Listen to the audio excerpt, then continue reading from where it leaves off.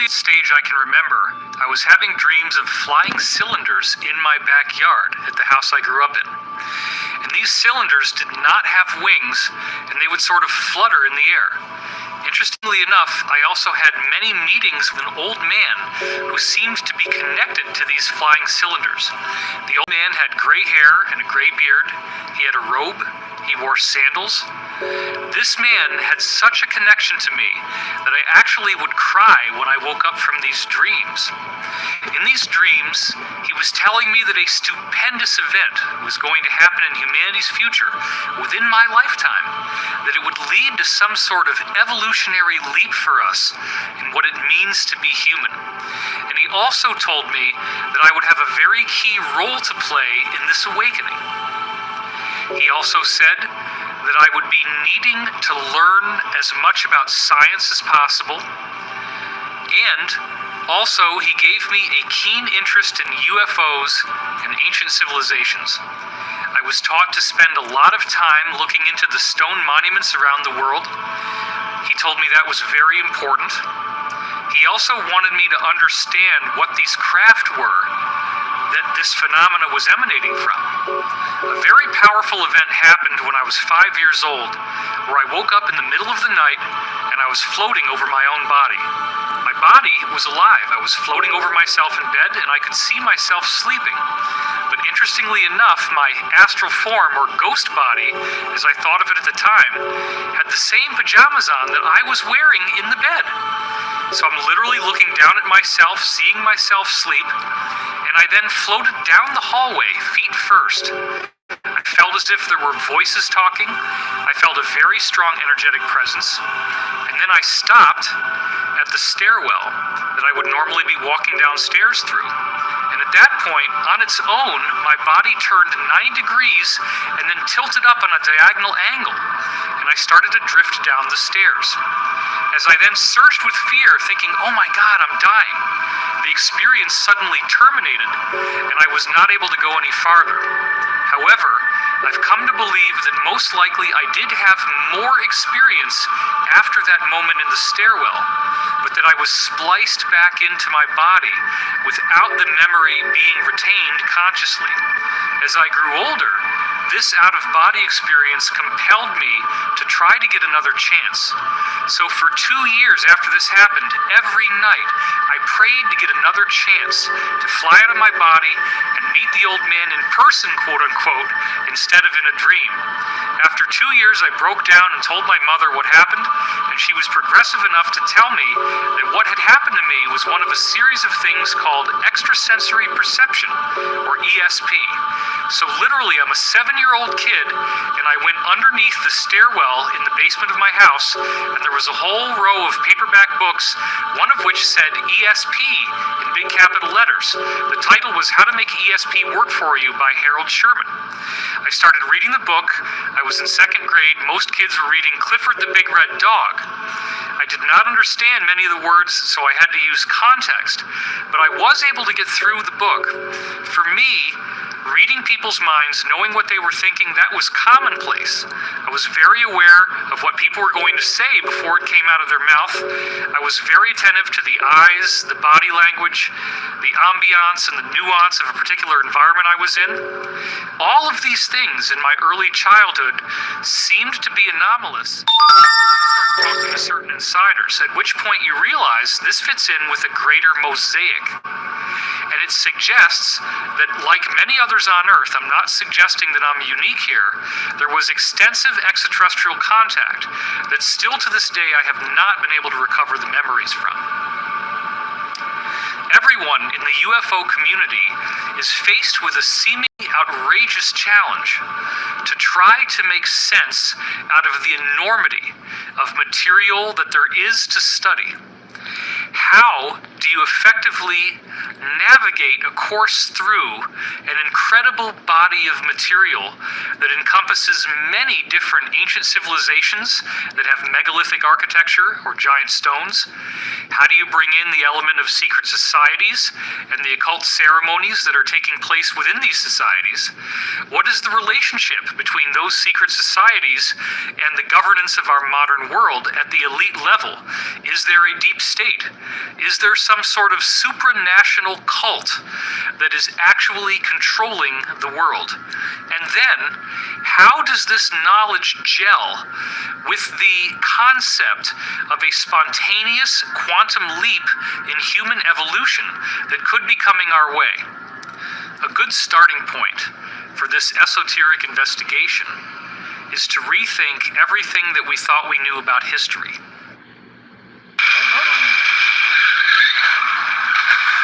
Were you recently injured in a car accident?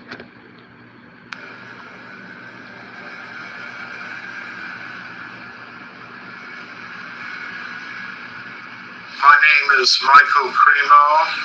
I'm a researcher in human origins and antiquity, and that has led me into other questions related to human origins, evidence that goes beyond the timelines that modern science now accepts. Some people use the term ooparts. That means out-of-place artifacts. According to what most scientists now believe, humans existed in a very primitive state for many hundreds of thousands of years. Human ancestors like Australopithecus and Homo erectus, Neanderthal, and so on. They think, according to the standard ideas, that the first humans like us came into existence about 200,000 years ago. And they think the first civilized humans began to exist about 10,000 years ago. But if you look at some of these out-of-place artifacts, you can see some really amazing things. Some of them are pretty extreme. We have this very interesting area in Africa, and this area is called Klerksdorp. One of the more extreme examples were the Klerksdorp spheres. They're made of a naturally occurring type of iron ore called hematite. And these spheres, in multiple cases, have a very clear structure of 3 lines that are all parallel to each other, inscribed directly along the equator of the sphere. To me, that opens up the possibility that these metallic objects with these parallel grooves that go around the center of each one were made by someone with human-like intelligence. What's really interesting is they're found in mineral deposits in South Africa that are about 2 billion years old. They are clearly artificial. They are clearly not a natural geological formation. They were carved by someone. This opens up another huge category of information, which is what has been referred to as the ancient builder race. My name is Corey Good. I'm a secret space program whistleblower and a extraterrestrial contactee.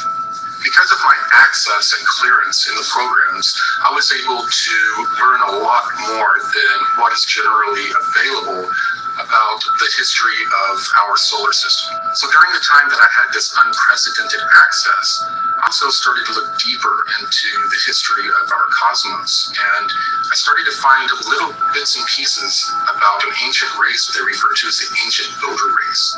And they called them that because they knew nothing about them. They had found ancient structures all throughout our solar system and other solar systems that were around 2 billion years old. This is also a distinctly fascinating correlation because for many years I have found connections between what the insiders are telling me about the secret space program and a unique body of material called the Law of One. The Law of One material claims to have been generated by extraterrestrials through a telepathic communication I lived with the people who generated this for 2 years. Their group is called L&L Research. The source of the Law of One claims that it originated on the planet Venus when it was Earth-like. They are similar to us, as in third density, or third dimensional, if you will. And they said that they date back 2.6 billion years ago. Now that is amazing, because we didn't know about the Klerksdorp spheres back in 1981 when this came through. And yet, the dating they gave in the Law of One for when they were third dimensional like us is exactly the same as the geological dating of the Klerksdorp spheres. And best of all, in the Law of One, they said they had a particular affinity for the pyramid shape, and they built it extensively. Therefore, it does appear that the solution to the mystery of who is the ancient builder race is that this is the group now identifying itself as Ra, the group that gave us the Law of One material, the same group that ultimately contacted Corey Good, appearing as blue avians, now appearing in sixth density, billions of years later, after they were like us. They are apparently the most evolved extraterrestrial group that has ever been involved with humanity. So one of the few things that we do know about this ancient builder race is that they had created this giant defensive grid around this local stellar neighborhood that we're a part of. 52 local stars clustered together. And they had created these giant star types of ships that were the size of moons and planets that set up a grid around the entire local star cluster that prevented any types of intruders from coming in. New Densify from Crest Pro Health. It actively rebuilds tooth density to extend the life of teeth. How do you make a perfectly seasoned meal? Make it with perfectly seasoned Hillshire Farm smoked sausage. This grid was in place and kept our local stellar neighborhood safe from intruders for billions of years. It does appear, based on some very understated things they say in the Law of One, that they had quite the vast civilization, that they spread out to many neighboring stars. This is the ancient builder race. They colonized all the neighboring stars in our solar system.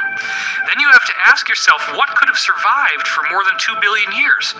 Well, this is very fascinating because throughout our solar system, according to insiders, we have a cosmic junkyard. What is the junkyard? It is a collection of crystalline ruins. These ruins are made of a glass-like material, and the material is not actually glass.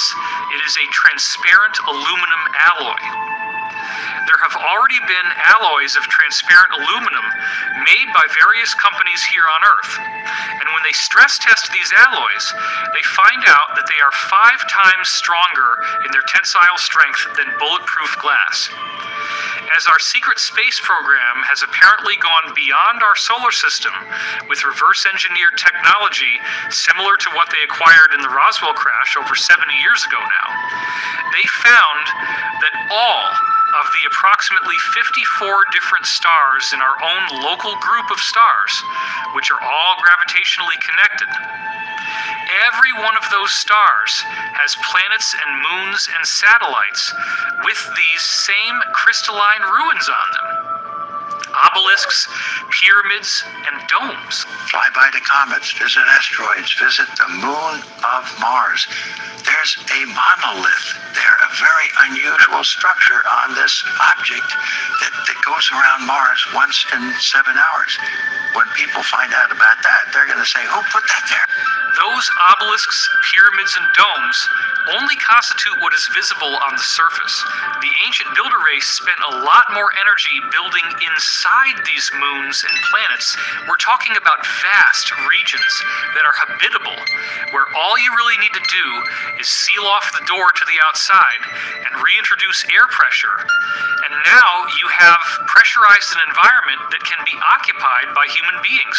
What I believe is that in 1976, when Viking did this incredible reconnaissance in the bicentennial summer, they photographed something that was a mystery, was at the centerpiece of the NASA raison d'etre for going to Mars, the search for life, and they then never followed up.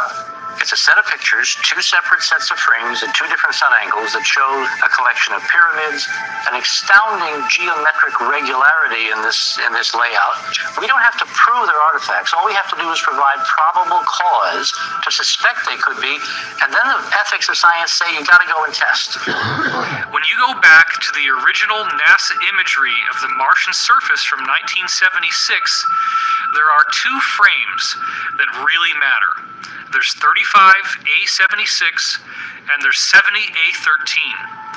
When you compare what is on these two frames, you can clearly see a city of what obviously appear to be pyramids, which apparently again were emulations of the ancient builder race crystal pyramids that they had found throughout our solar system and beyond. There is a gigantic pyramid estimated to be 1.5 miles wide, and this pyramid is clearly pentagonal, 5-sided. But what is even more fascinating than that is that there are 2 of the 5 corners at the top of the pyramid that are narrower than the others. And when you actually look at the pyramid, it is the 5-star human pattern of the human body. You can superimpose the Vitruvian Man on top of what they call the D&M pyramid on Mars, and it precisely fits. Now, what does that mean? That means the 5-sided pyramid on Mars is anthropomorphic. It is a human image. It is a pyramid built in the image of the human body. So believe it or not, pyramids and obelisks have been found on the Moon, on Mars, and on other moons and satellites throughout our solar system that are very damaged and very, very old, over 2 billion years old. This civilization that was on Mars was very aware of the ancient builder race, and that these ruins, as their civilization evolved, they discovered they were very extensive. They were always made of this transparent aluminum crystal, and there are many places you can go where you can go inside a moon and find enormous cities. I'm Dr. Michael Sala. I'm the author of the Secret Space Program book series. I'm investigating ways to introduce information concerning classified technologies that have been suppressed from the general public for decades and are now going to be released within And find enormous cities worth of space. I'm Dr. Michael Sala. I'm the author of the Secret Space Program book series. I'm investigating ways to introduce information concerning classified technologies that have been suppressed from the general public for decades and are now going to be released, we think, in the very bases being built on the moon. Well, we know, according to a group of Japanese scientists that released a paper in 2017, that giant caverns have been discovered in the moon, and that one of these caverns is big enough to house the entire metropolitan region of Philadelphia within it. The people who were involved in this ancient builder race seem to have mysteriously disappeared, and the cultures that came after them worshipped them as gods. They would emulate their architecture. The people who were on Mars, which we call the progenitor race, they actually built their own structures that were very similar to what they had found all throughout our solar system. We had Tiamat, which they say is basically a supermassive Earth. And we had a Maldek, which was Mars, much smaller than Earth, but it was behaving as a moon around Tiamat. 2 different civilizations had developed, and they were very similar. The beings on Tiamat, they all had these elongated skulls that we've seen in various studies, but they were slightly different. The beings on Tiamat were slightly taller and had different shaped skulls. The beings on Maldek were slightly skinnier and smaller, and again had slightly different skulls, but they were genetically related. They were considered basically cousins, and they had royal families from both sides that were in competition with each other and warred with one another. So at some point, this group that we call the Pre-Adamites, they entered into warfare with another civilization that is in our local 52 star cluster. And they developed this plan to harness the ancient builder race grid and to use it as a weapon against their enemies. And this grid, it works through what we call the cosmic web. Every star, every planet is connected with an electromagnetic filament. And that's how portal travel works. You travel through these electromagnetic filaments. There are two types of lizard or reptilian kind of being.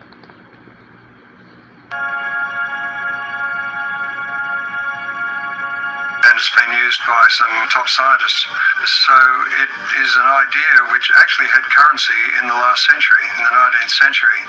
And for those who care to go back into history and look at the major scientific journals of that period, you'll notice that articles on the electrical nature of comets and the possible electrical activity on the sun were topics of discussion. Unfortunately, in the early part of the 20th century, all of that was more or less suppressed. Something that, of course, we're brought up to believe, and that is that gravity is the controlling influence in the universe. It's what causes the planets to orbit around the sun, the moon around the earth, and to cause the tides upon the earth. All of that is true up to a point, but the thing to remember is that basically there is no understanding of gravity. Einstein's theory doesn't explain gravity. It has matter somehow affecting space in a way which is completely unphysical, in other words, warping empty space. There's no explanation as to how this might happen or what it even means. So we have more equations, but without any real meaning. What I'm suggesting is that we don't have an explanation for gravity, and until we do, we will not understand the limitations of that theory. 2017, on my website, I released 2 DIA reference documents that had never been released before. These documents were given to me by Washington, D.C. Beltway insiders, and they wanted me to release them on a certain date. My name is Jordan Sather. I'm an internet influencer, speaker, and journalist. So the interesting thing about these particular DIA documents, these documents that were written for the ATIP program that the DoD conducted between 2007 and 2012, these DIA documents, we've never actually been able to read them in the public domain. What's really interesting is that at the end of 2017, Corey Goode had actually released 2 of these 38 DIA scientific papers to the public in full. And this has actually shocked many of the people who even wrote these scientific papers. Dr. Eric Davis, he confirmed that Corey Goode was the first person to leak some of these papers out into the public. Corey Goode is unique because he's the first person that I know of that is both a contactee, someone who has had extensive contacts with extraterrestrial civilizations, while also being an insider of actually having worked in some of these compartmentalized programs. And what's even more significant about him is that he is trusted sufficiently by insiders to be given some of these documents, some of these defense intelligence reference documents, to basically release to the general public to get people up to speed with the possibility of these kinds of advanced technologies existing. These DIA documents support the idea that wormhole travel is actually possible through the cosmic web. Using this same web is how the ancient builder race built this galactic protection grid around our local star cluster. In this case, the pre-Adamites were trying to weaponize this natural system. And what they tried to do is use this feedback from this grid to cause the star of their enemies to go supernova and to then destroy the civilization. But they didn't time it right, the way that energy passes through this cosmic web, and they chose the exact wrong moment, and it caused our sun to superflare. And when it did, it destroyed Tiamat and ripped the atmosphere away from Mars, and it then also affected the atmosphere of Earth, and all of the other planets, their trajectories changed in this event. The most important researcher supporting the exploded planet hypothesis is Dr. Thomas Van Flandern, and he was the head of the US Naval Observatory in Washington, D.C. And he came up with this theory that between the orbits of Mars and Jupiter, the present asteroid belt, there was once a super Earth, a very large planet that was in that orbital region. And he came up with a paper that actually explained how this planet existed at some point and how the asteroid belt is evidence of this planet's destruction through events that we could only speculate about. And Dr. Thomas Van Flandern supported this exploded planet hypothesis by studying the geology of Mars.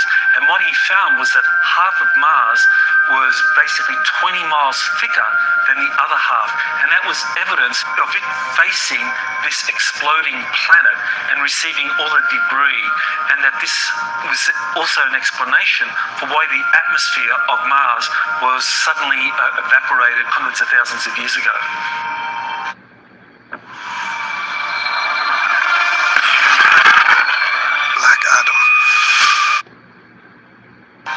I heard about it in secret programs that did much more research than what Tom Van Flandern had access to, and the code name for this was Brilliant Pebbles. One of the fascinating things when I first met Corey Goode was that he knew what the code name Brilliant Pebbles meant without me having to tell him. I had already written it up, I already had recordings of people telling me this name.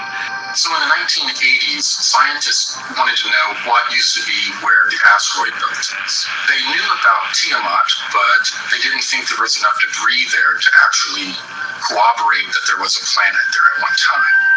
They developed this algorithm that traced back over time where these pieces would have been joined and would have been one piece, and where mathematically all of the other planets would have been. And they were able to extrapolate that yes, there was a planet that was in that location, but most of it had been blown further out of the orbit. Interestingly enough, though, there was a project, Brilliant Pebbles, in 1987 by the beginnings of the secret space program, SDI, enacted by President Reagan, that had to do more with a missile shield. And often they would reuse within a certain set of programs, they will reuse a program name so that they have plausible deniability of higher, more secretive programs. They would layer them within the same name.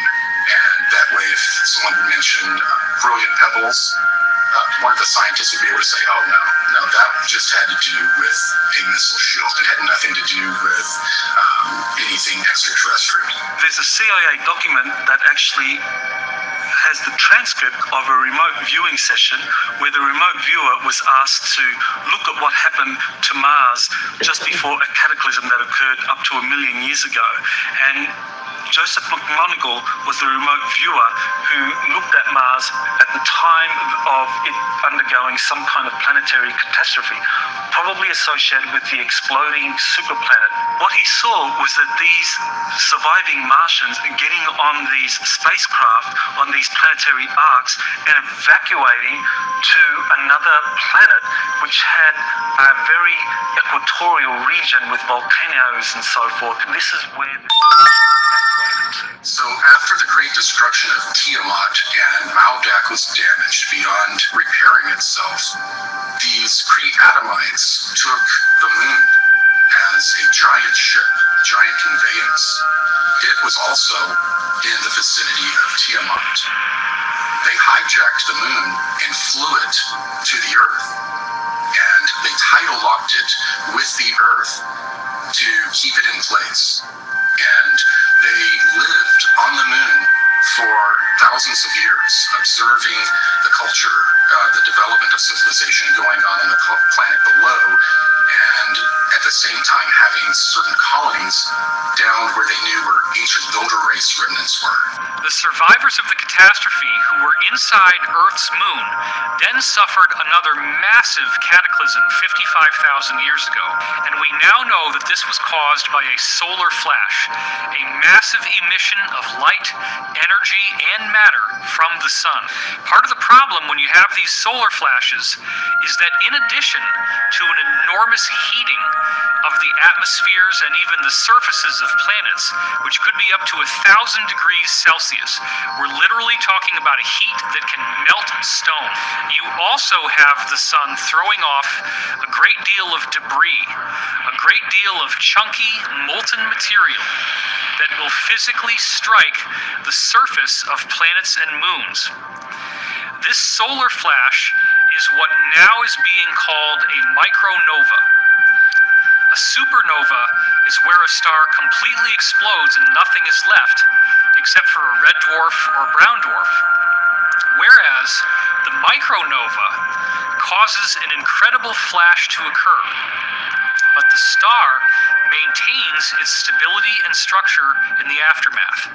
The latest NASA research that's only come out in the last year proves that there are multiple documented examples of micronovas everywhere we look. This is not uncommon. Stars do this naturally, and it is a very normal aspect of a given solar system. So after these pre-Adamite groups from Tiamat and Maldek had moved to the moon, they were there for thousands of years. And as we know now, the solar system goes through a cycle of destruction. We had another solar event that wreaked havoc on the moon.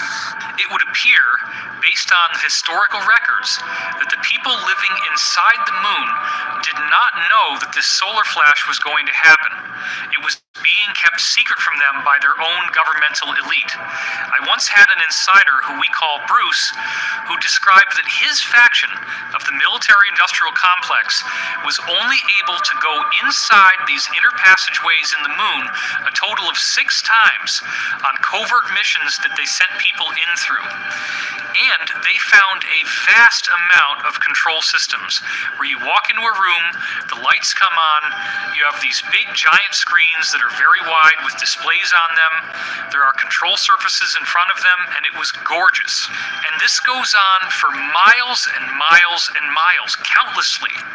Everywhere you look, there are these bodies that have not been cleaned up because the amount of square footage inside the moon is so vast and the amount of depth is so vast that huge regions inside the moon have never been cleaned up, never been explored.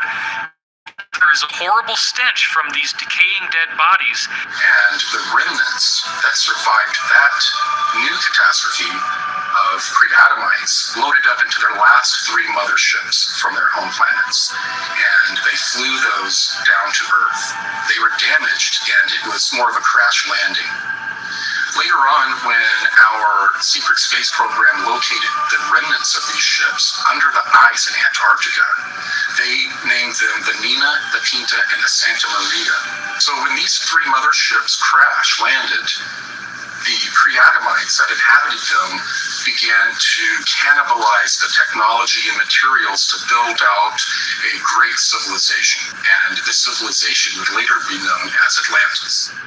Another important historical reference to existence of advanced civilizations is Plato's description of Atlantis. He described an island continent with incredibly advanced technologies, with a wonderful canal system and concentric rings, that this was something that was built in a series of islands, and it was the center of a vast empire that existed beyond the Pillars of Hercules.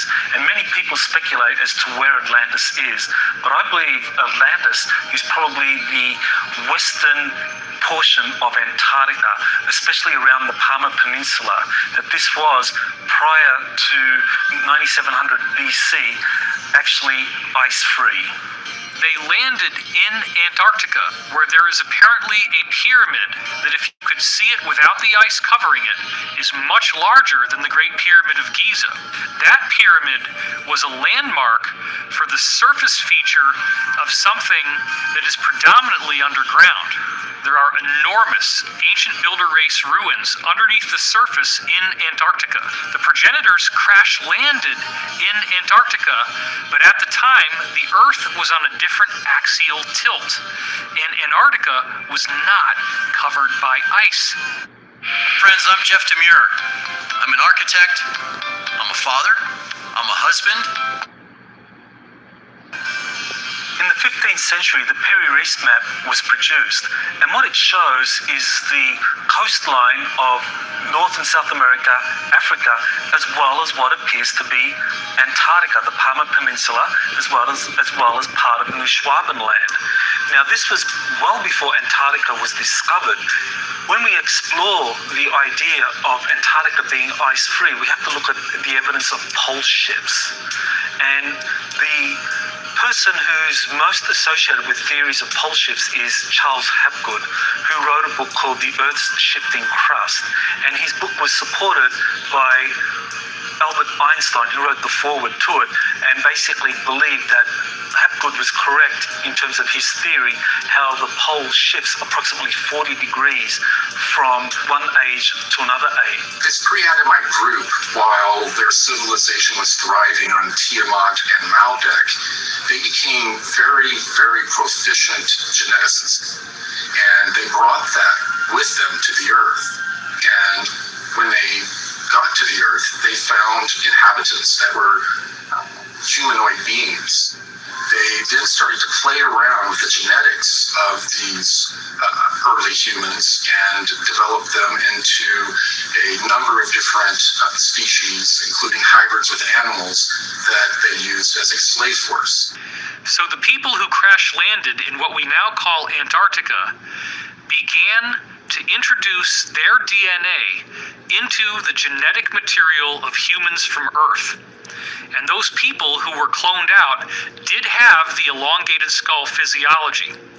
Apparently, there were two royal lineages that go all the way back to the source planets themselves, and they have slightly different features.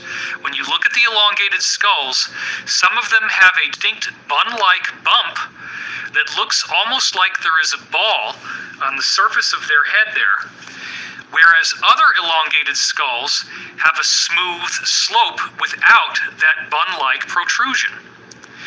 This apparently refers to the two major types of extraterrestrial lineages from this exploded planet. So the pre-Adamites thrived for thousands of years and became the Atlanteans. 11,800 years ago, our sun had another micronova. And this was one of the more severe micronovas. And as the ejecta from the micronova left the sun, it impacted the moon and also Earth. According to the maps Charles Hapgood supplied and ice core samples, two British researchers, Rand Flem-Ath and his wife Rose Flem-Ath, wrote a book called Atlantis Under the Ice. What that book shows is that West Antarctica, the Palmer Peninsula in particular, was actually 40 degrees north of its present location in the temperate zone, and that approximately 9700 BC, this is when this coincides with what Plato described as the time Atlantis collapsed into the ocean, that this is when the pole shift occurred. And so that coincided with that region of Antarctica moving down towards the South Pole and it being frozen over, and everything that was in that continent was flooded and flash frozen. And so according to the maps and the ice core samples, what we can see about Antarctica is that indeed West Antarctica has been ice-free for significant periods, because the ice core samples only go back several thousand years at most, whereas when we look at the ice core samples from East Antarctica, these are millions of years old. When the Earth shifted on its axis, it caused Antarctica to move from a lush tropical zone to a colder region. And it did so quickly that it flash froze the waves that were leaping over the continent. Several years ago, the CIA declassified a document that was authored by a geologist by the name of Chan Thomas. That document is called the Adam and Eve Story, and it describes a cataclysmic series of events associated with a pole shift of up to 90 degrees, where the Antarctic and the Arctic, those both flip approximately 90 degrees so that they are now at the equatorial zones of the planet. With a rumble so low as to be inaudible, growing and fuming into a thunderous roar, the earthquake starts. Only it's not like any earthquake in recorded history. In California, the mountains shake like ferns in a breeze. The mighty Pacific rears back and piles up into a mountain of water 2 miles high and starts its race eastward. With a force of 1,000 armies, the wind attacks. Within 3 hours, the fantastic wall of water moves across the continent, burying the wind-ravaged land under 2 miles of seething water coast to coast. Central America suffers the same canonate. South America finds the Andes not high enough to stop the cataclysmic violence pounded out by water in her berserk rage. In less than a day, Ecuador, Peru, western Brazil are shaken madly by the devastating earthquake, burned by Mother Earth fire, buried under cubic miles of torrential Pacific seas, and then turned into a frozen hell. Everything freezes. Man, beast, plant, and mud are all rock hard in less than 4 hours. Europe cannot escape the onslaught. Western Africa and the sands of the Sahara vanish in nature's wrath. The area bounded by the Congo, South Africa, and Kenya suffers only severe earthquakes and wind. Survivors there marvel at the sun standing still in the sky for nearly half a day. As the Arctic basin leaves its polar home, eastern Siberia, Manchuria, China, and Burma are subjected to the same annihilation as South America. Wind, earth fire, inundation, and freezing. The Bay of Bengal Basin, just east of India, is now at the North Pole. The Pacific Ocean, just west of Peru, is at the South Pole. Australia is the new unexplored continent in the world's temperate zone, with only a few handfuls of survivors populating its vastness. The cataclysm has done its work well and drives the pitiful few who survive into a new Stone Age. Once more, the Earth has shifted its shelf, with the poles moving almost to the equator in a fraction of a day. Again, the atmosphere and oceans, refusing to change direction with the Earth's shell, have wiped out almost all life. After this tumble, we'll join Noah, Adam and Eve, Atlantis, Mu, and Olympus. When we look at ice core samples, it doesn't support a pole shift occurring to that extent, not 90 degrees, but certainly 40 degrees or less, that's what the ice core samples support. These cataclysms would result in large loss of life throughout the planet, and that there would be portions of the planet, however, that would escape the worst of these winds and of these tsunamis, and those would be the survivors that would build civilization again from the ashes of that great catastrophe.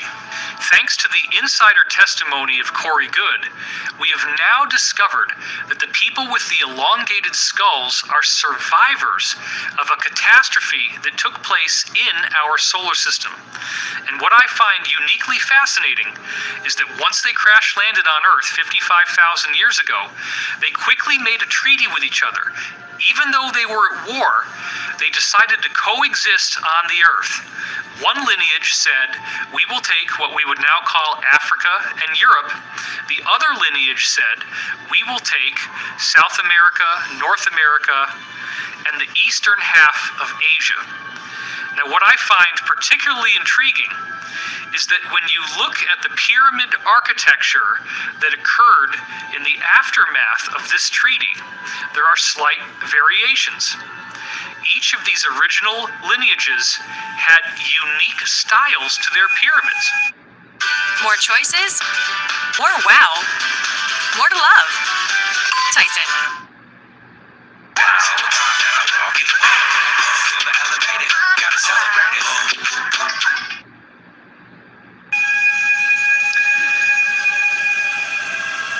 talk about the pyramids that you see in Egypt and throughout Africa, and how those pyramids have smooth walls going up that are very distinctly not terraced.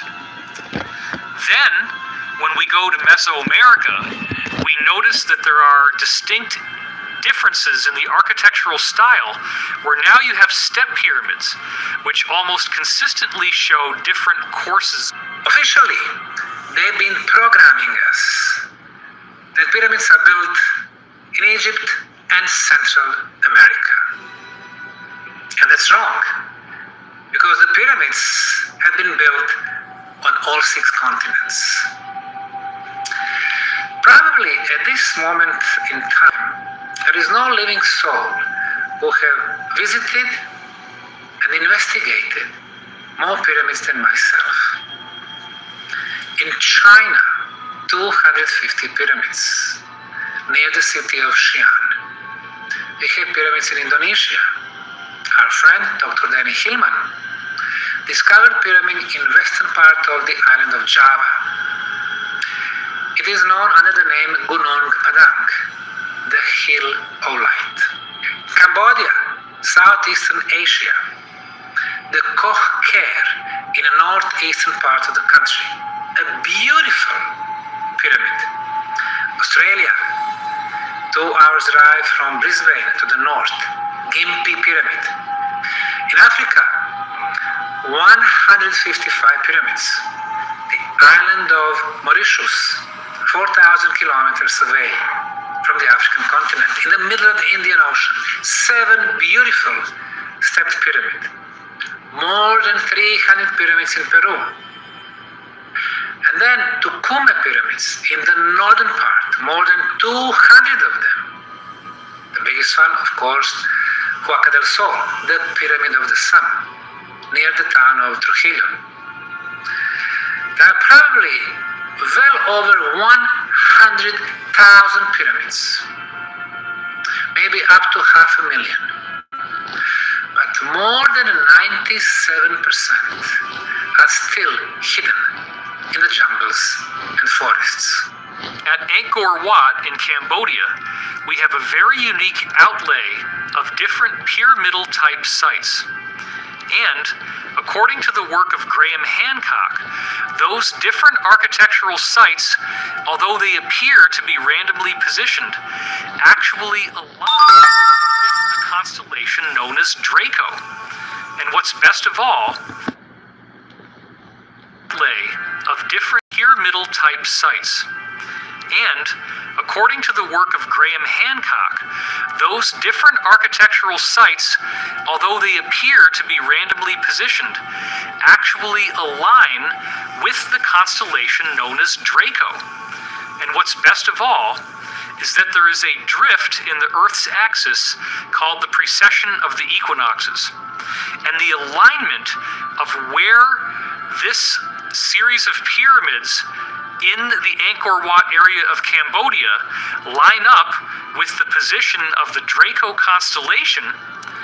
This only works if you go back 12,500 years ago.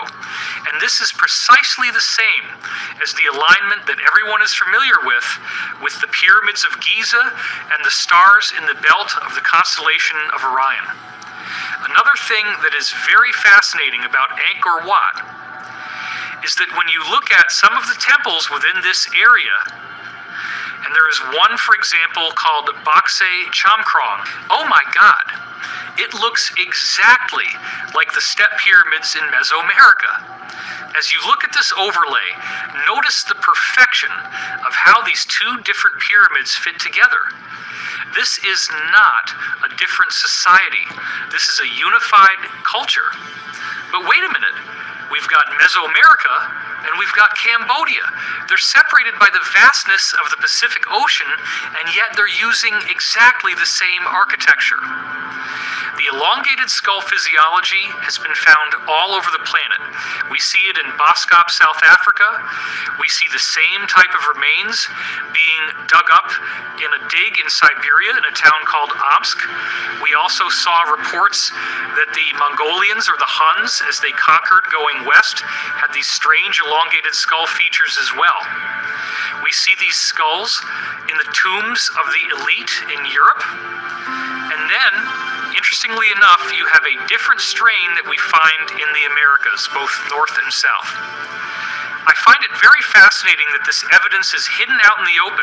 We see these elongated skulls all over the world, but we don't ask the deeper questions. This becomes a very important question of how the modern-day Illuminati, deep state, or cabal actually do believe that they are the remnant of these people with the elongated skulls. The deep state consists of the Rothschilds, the British royal family, the Vatican, and the Chabad cult, which many Jews do not consider to be Jewish. They consider it to be a Khazarian criminal organization. The secret societies are higher than the countries in terms of the loyalties of their membership. Whether it began with with stellar civilizations, I've met someone who purports to be from a stellar civilization, and I've been informed they don't like the term extraterrestrial. They prefer stellar civilization. Be that as it may, whether you believe in extraterrestrial stuff or not, it's clear that here on Earth there's a 1%, there's a 99%. And in 2012, the forces of good started to win. And the Mayans and others had predicted this, and I think the way I explain it to myself is that the collective meditation and prayer that was being done ended up bringing in the positive stellar civilizations, and now the negative stellar civilizations are on the run, and the elites are on the run. Now the good news is, I think human beings are an experiment in free will, and I believe that if we can resurrect our individual sovereignty, there is no power in the galaxy that can stand up to us.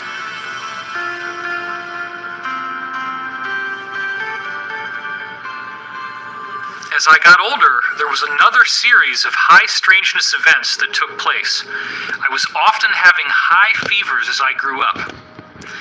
And these fevers were correlated with two distinct phenomena that would always happen.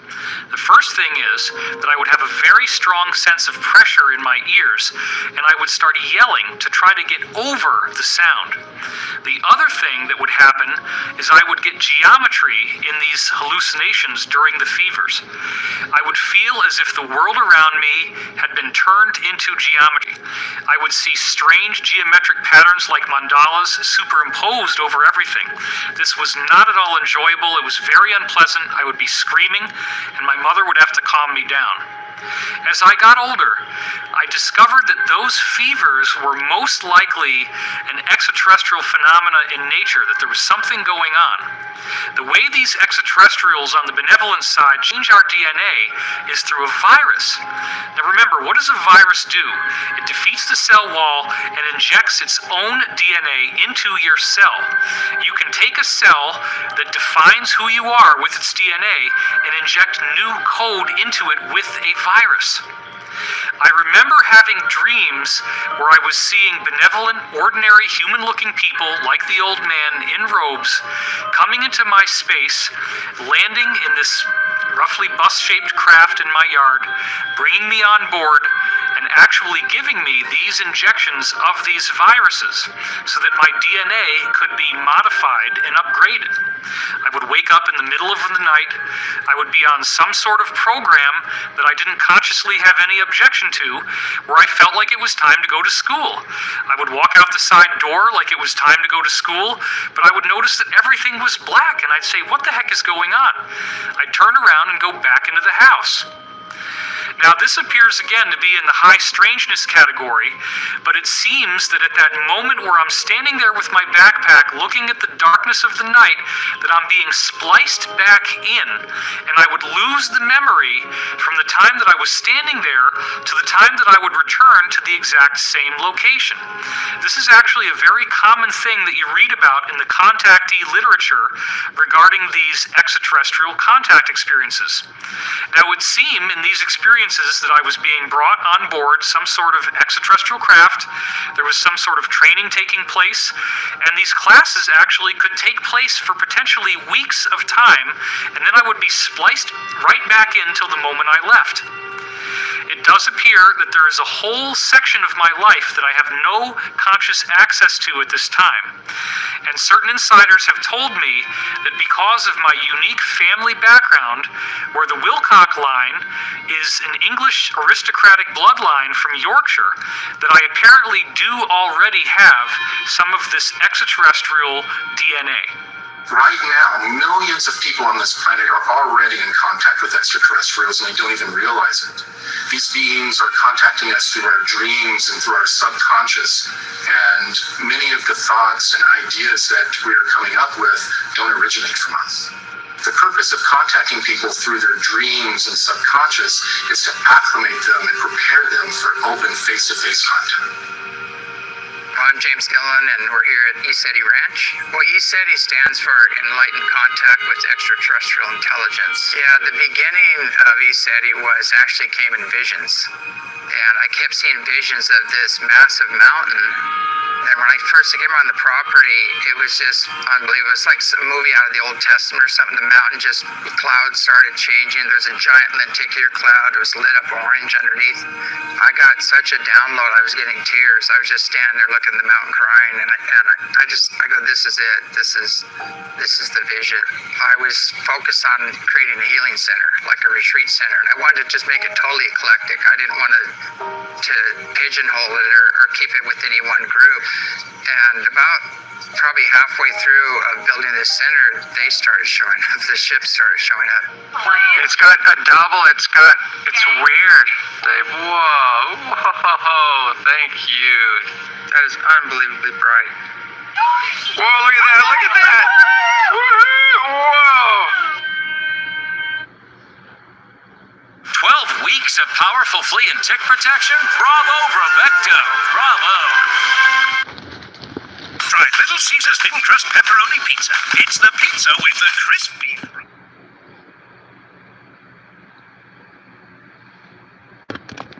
Meditating, and I had a beautiful transmission coming to me about the earth and humanity and our ancient history, who we are, and how we've gotten to where we are, and what needs to happen to heal, to clean up the planet and the consciousness here. And so I asked them, where are you coming from? And they said, actually, we're on a ship. And I didn't even make it to the door, and my sister and her friends came up banging on the door, and they go, did you see it? Did you see it? And I said, see what? There was a huge light ship hovering right over the house here. So that was my first encounter where I realized I needed to start doing some research on tying in the higher dimensional beings and the spiritually and technologically advanced off-world visitors into the spirituality side of things. When you go within and start expanding in consciousness, we find out we're not just a body and a personality, we're spirit and a soul, and that's a multidimensional aspect of ourselves. And so as you expand in awareness, you start taking in these other dimensions, and contact is a natural occurrence when that happens. My name is Barry Littleton. I do stock trading, level 2 options, and I also am involved in social services. In the UFO field, I'm kind of just stepping forward. It started off with childhood experiences, so that's one of the things, but then I went into what I call adult onset experiences, which included missing time. So we're looking almost 20 hours of my life was missing behind being up on board these ships. When I talk about it now, it sounds very uniform, but it took a lifetime to put the pieces together. Instead, I was more into hiding it to a degree and trying to just be normal and whatever it took to kind of try to blend in instead of talk about these experiences, anything like what I'm doing now. I always heard it as termed as demonic in dealing with demons, and that labels somebody as demons and crazy and puts the most negative connotation on it possible. So that's one problem I think there is there, and that's a real way to block people from talking about this and ever coming forward. These beings, they never would give me any revelations about the future, but they only gave me information concerning the earth and always the technologies, and there was a lot of love energy that came off them, enough to where being in the presence of a non-human, it would somewhat chill you out, because it's not just a normal thing, and there's a great risk of panic there, but the type of vibration coming off their biofields was very calming. It started off with a being that was insectoid, and when he would come and interact with me in my daily life, he was doing something with the optic nerves, I'm sure of that, to make him appear even more human. But when I saw him on board craft, he was civilization. Smaller, okay, that'd be the first being to step forward to me.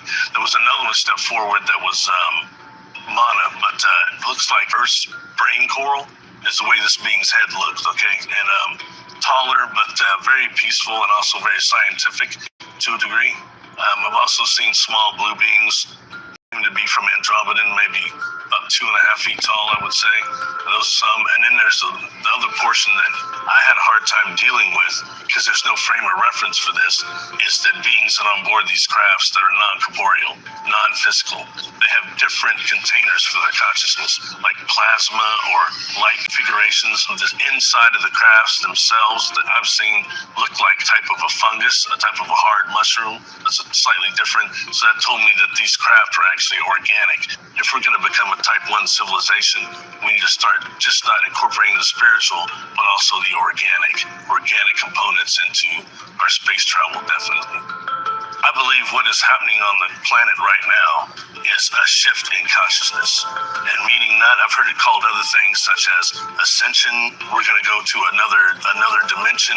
I've heard all these things, but I think in reality it's a shift of consciousness, because at least in my opinion, 85 to 90% of our population has had extreme contact, but they can't remember it. They're unaware of it due to the fact our perception is so molded. Internet has helped with starting communication amongst what I call melanin-dominant contactees, experiencers. And like I said, it was the indoctrination of religion that kind of stopped that to a degree. But right now, I think that the fact that certain people are coming forward and taking it through darts, a few darts, is making it more accessible to others and others more comfortable about it. I believe they are reaching out because they're wanting right now to help us with this shift in consciousness. And what has been shown to me is humanity does have a type of free will, but we're not going to be allowed to destroy the Earth anymore. Yeah, my name is Robert Salas. I had experience in the 60s at Malmstrom Air Force Base as a missile launch officer. When this incident happened, right afterwards, we were ordered to sign a non-disclosure statement, and that had very strict penalties if we broke that. The incident was classified. However, since it had been a long period of time, they were going to declassify what I'll call the Echo flight shutdown of 10 missiles. The Echo flight incident happened March 16th, 1967. Ours happened 8 days later, March 24th, 67. In addition to that, there have been many other incidents involving UFOs at nuclear missile sites. It happened again at Minot in 1968. It happened at Whiteman Air Force Base, and other bases, similar incidents. It took time to get to the point where I realized that we were certainly not alone in the universe. And I had plenty of time, of course, because I couldn't talk about it. But eventually I did get to that point, and it was a kind of awakening that what we were doing on Earth here, building up nuclear stockpiles, having the ability to completely destroy every living thing on the planet, was not acceptable, not only to us, but to others in the cosmos. The bombings of Hiroshima and Nagasaki still haunt me. I think about that a lot. And the fact that we could easily be involved in nuclear war today. We've done it with Chernobyl, we've done it with Fukushima. That's immoral. It's immoral to the whole human race.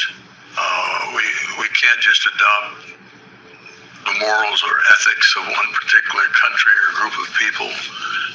We're talking about humanity as a whole and how we fit into the cosmos. You know, we are, it should be obvious to everyone by now that we are not alone.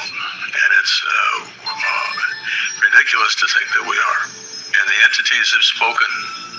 They have said, you should not have nuclear weapons. My name's Peter Maxwell Slattery, and I'm from Australia, and I'm a lifelong experiencer with probably the largest catalogue of UFOs, paranormal activity captured on camera and video in the world. There's so many different types of crafts that I've filmed, whether they look like they're plasma, they're morphing, changing shape, these egg-shaped type crafts, pearls, and that's, we look at the translated word of Buddha, they talk about pearls in the sky that brought the gods down to earth to visit men. I've always been an experiencer since a young age. It started off with telepathy. Not long after that, I started to see grey aliens, but they were white. I didn't know if they were alien, angels, demons. I just didn't know what it was. My journey with coming out about my experiences was the hardest thing I have and ever will do, in my opinion. I've been shot at. I've had death threats.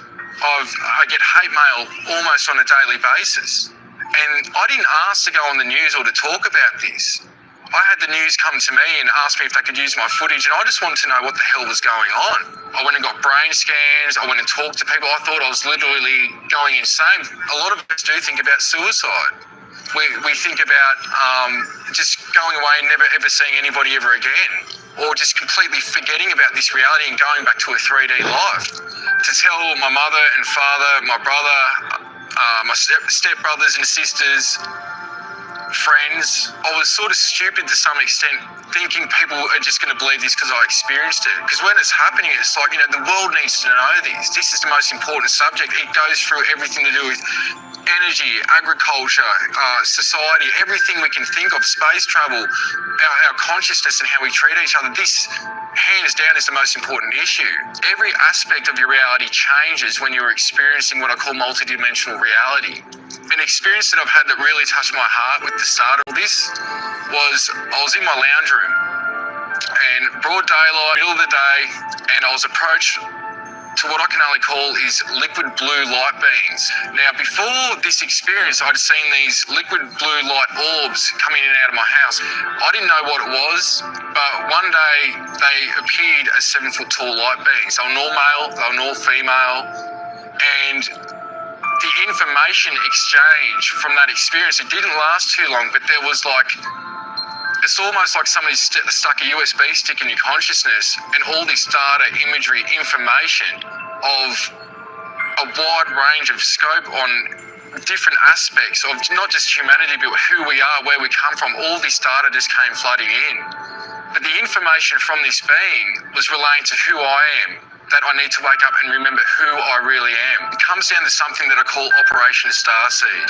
And why I say starseeds, not just are we from the stars, we are from Source, an overall collective. Showed me the makeup of this reality. I've shown other universes, and each universe we could call Source or God, and had its own planes and dimensions that created another super intelligence.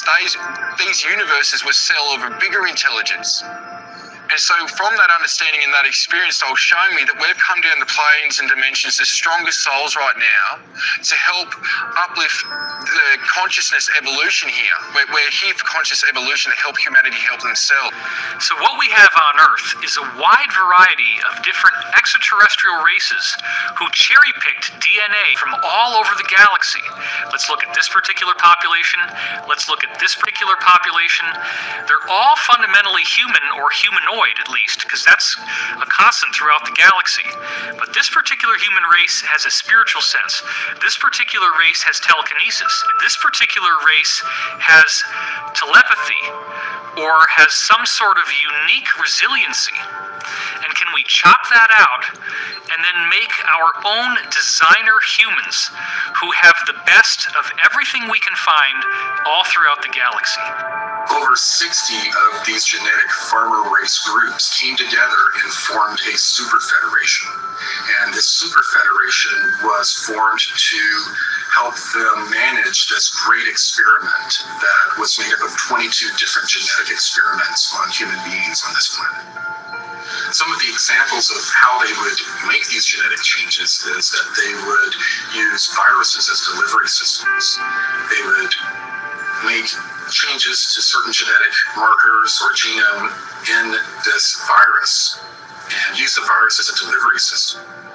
And not only did the virus deliver the genetic changes to the civilizations they were working on, but they also were used to cull off the weaker genetics and allow the experiment to thrive. These genetic programs were developed to boost or enhance the natural natural evolution or ascension of the beings on the planet. And what they would do is they would take a genetic approach where they would tinker with our genetics, and instead of allowing eons of time for genetic changes to occur, they would cause them almost instantaneously. So on our planet, we have all of these different genetic experiments that are in some cases competing with each other. To prevent these experiments from mixing with each other or wiping each other out, they began to develop social norms and different ways for these cultures to self-police and protect their own genetic experiment from being interfered with.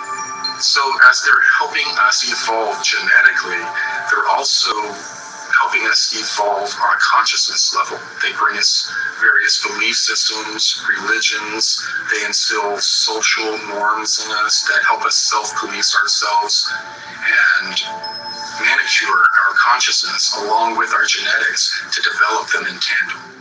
Even today, these experiments are compartmentalized through religion, language, geographic location, and culture.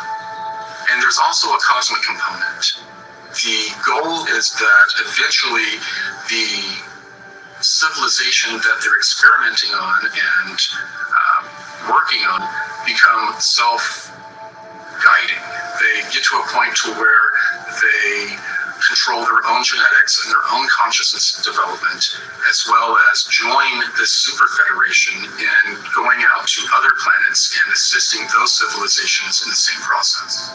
Now that we've developed to a point of traveling the cosmos ourselves, we've gotten to a point to where we're self-managing ourselves, and this super federation is being disbanded, and we're taking over our own genetic and spiritual development. As a result of all of this, the infrastructure that has been built out secretly in our solar system will now be handed over to the rest of humanity. Another very important point to note here is that the DNA changes that the genetic farmers put into us are at this point still predominantly dormant. They are, if you will, locked up in the 95+% of our DNA that appears to not normally be used, which our scientists call junk DNA. We only use about 5 to 10% of our DNA for building our body. They call these coding DNA sequences, meaning that they code proteins to make our physical body with. 90 to 95% of our DNA is non-coding DNA. In other words, mainstream science has no idea what this DNA really does. They call it, quote, junk DNA. Why would any sort of intelligent designer put junk in our body? Put something in our body that's useless? That wouldn't happen. In fact, what I believe is that this 90 to 95% of junk DNA is actually used metaphysically. It's used for our consciousness in ways that we just don't really understand yet. My name is John D'Souza. I was an FBI special agent for 25 years. One of the things that I notice at the FBI and in any law enforcement group really is that they are demonstrative of the larger rule that there's always a percentage in any segment that demonstrate these extraordinary powers, these extraordinary abilities, 5, 6, 7%. Luckily for us, they save extraordinary numbers of people's lives using those abilities. I think what sets these people, this segment of the population, what sets them apart from everyone else is that they have some kind of marker that designates them as having parts of their DNA activated that the majority of the population doesn't have. And that's something that's evident no matter where you go in every group. There's always that segment, that remainder of people that they just activate. One of the first experiences of the paranormal that was shared by me and hundreds of other law enforcement officers was what we called the Indigo Kids of 9/11. This was groups of little kids as young as 5, 6, 7 years old, all over the United States, that in the weeks and just days before the 9/11 terrorist attacks, they had cognitive experiences of what was going to happen. And they displayed those experiences the way the little kids would. At school, sometimes they did it with drawings, with finger paints, with arts and crafts, representing burning buildings, where people were jumping out of the buildings. And no one really paid that much attention to it until 9/11 happened. And then we in law enforcement, we set up all these intel centers saying, report anything at all that occurred just before 9/11, anything suspicious, anything at all, doesn't matter what it is. And people did. People reported these little kids. They reported them as having dreams and visions and arts and crafts representing what happened on 9/11. So we had to go investigate these little kids for possible connection to terrorism and their parents. We had to go question them, and we did. And in every case, they had a vision, they had a sense, they had a remote viewing, they had something of that sort, and there was no physical explanation how they could have known. And that's the Indigo Kids of 9/11. It's very evident to me that corporations and government intel agencies are very intent on monitoring and identifying everyone who's had these anomalous experiences, because they want to identify them, because later on they're probably going to scoop them up. It's like gun registration. You got to know where the guns are so you can get them all later on. Now, certain cosmic laws were established for these genetic experiments. To avoid violating these cosmic laws, some of these ET genetic farmer races would incarnate as humans and allow themselves to be experimented upon. These genetic farmer races would also incarnate here for raising our consciousness. We have various people like Tesla and Einstein who are most likely starseeds or incarnates of these extraterrestrials. These people brought philosophies and scientific principles that radically changed our civilization. One of my favorite quotes from Nikola Tesla is that he said the gift of mental power comes from God, the divine being, and if we concentrate our minds on that truth, we become in tune with this great power. So I think what Tesla was trying to tell us is that there is this sort of divine intelligence out there that every single one of us has access to if we choose to access it, if we do what's necessary, if we open our minds up to access or to tap into that greater intelligence. According to the different contactees that I've interviewed, basically what we're witnessing at the very moment is a temporal war between different extraterrestrial groups. There's a positive extraterrestrial group, predominantly human looking, that basically want us to develop our civilization along the path of an ethical, responsible civilization where we basically become part of a galactic community. There's another extraterrestrial group that are aggressive, and they want the Earth to be basically develop along the lines of a tyrannical civilization. In a way, these 22 experiments were similar to competing term papers. Each of these races were trying to make their experiment the one that came out on top. So they would often sabotage each other's experiments. And one of the ways they did this was to manipulate time. And this is what led to the Mandela effect that we're experiencing today. The Mandela effect is this idea that people have different recollections of historical events. The most famous one is some people remember Nelson Mandela dying in prison and others don't. What the Mandela effect represents is it's an echo of this temporal war that different extraterrestrial groups are trying to take us down one timeline or the other, depending on which faction is dominant at any time. There's a long history of colonization projects and starting over. The best evidence of that is called Gosford Glyphs in Australia. So the first landings were actually in Australia, not in Africa. It's written in the stone on the Gosford Glyphs, and it talks about how a ship came down. There was a Denisovian man, the original man that was here.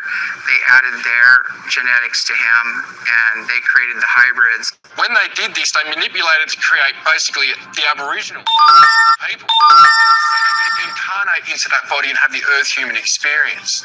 When I talked to the king of the Raven tribe, Ulukai Brendan Murray, a lot of his information tied in with James and myself through contacts. The tribe used to meet to start people there.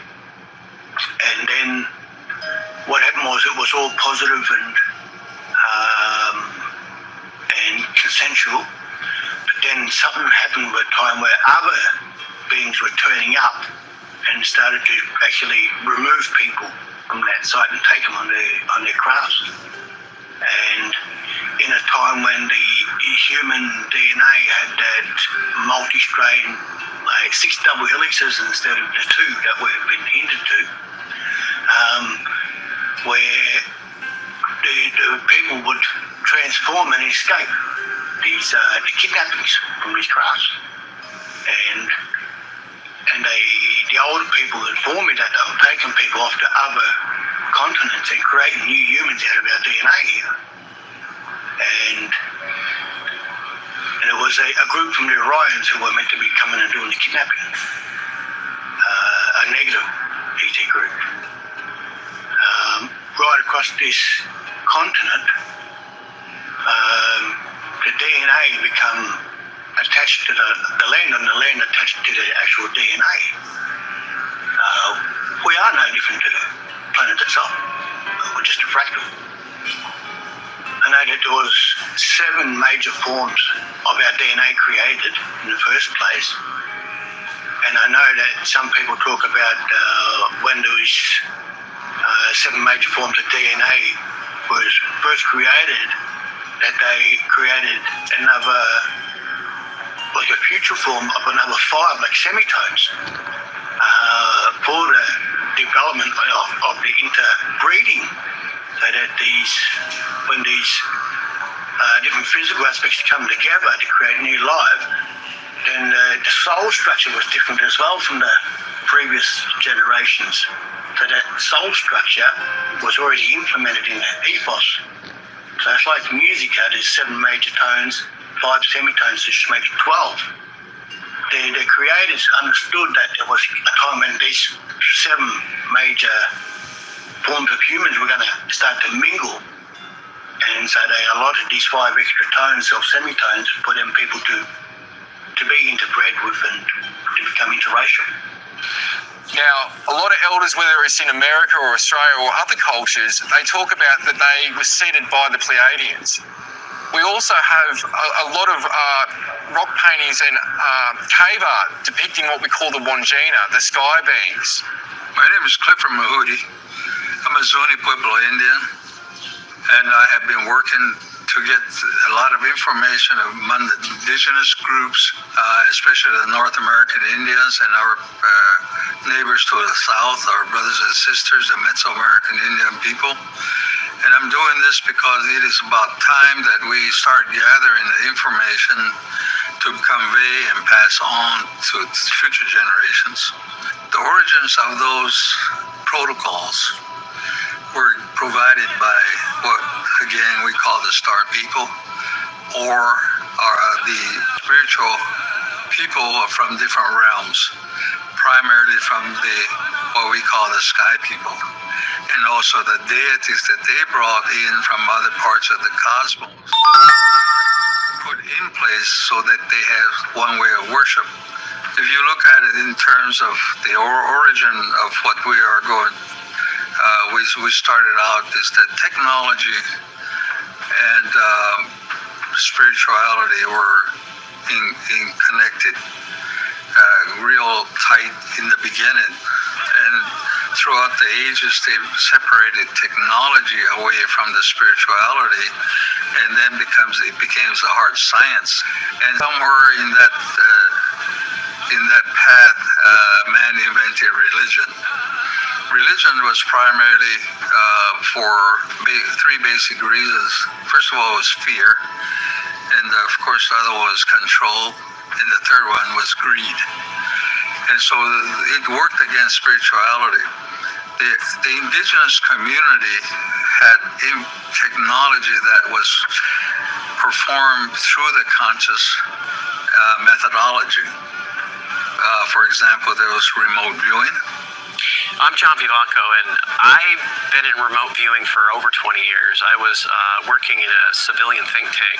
We were civilian operation, yet we were utilized by some of those in government. And usually the stuff in government was bizarre things. It was never normal type stuff. There's one case that we've really dug into, and that's the case of J.C. Brown. He claims that he came across a cave that went, 14 miles underground. And he came across what he called the village, eventually called the village, which was these cutout rooms. In these rooms, he found giant mummies that were up to 12 feet tall. We decided to take this case, see if we can find out first if it's real. What's going on here. Digging into these giants, we went further, right? So we also go and we identify the location where we can find them, the whole 9 yards. But as far as the giants are concerned, these are from an ancient civilization. These beings have been on Earth for a very long time. When we looked at where they originally came from, it was a seeding on one side, like humans, for instance, and then alien intervention, where they had genetically manipulated this species to be the way they are. And what happened with them was that there was a major cataclysm. This is probably around the time of the flood, so they were still around. And a major cataclysm occurred, especially up in the flooding up in the Pacific Northwest, that wiped them out. And this cave system that these guys went to, these giants went to, was them trying to escape and get out of the way of this cataclysm. Now you had humans who survived this cataclysm.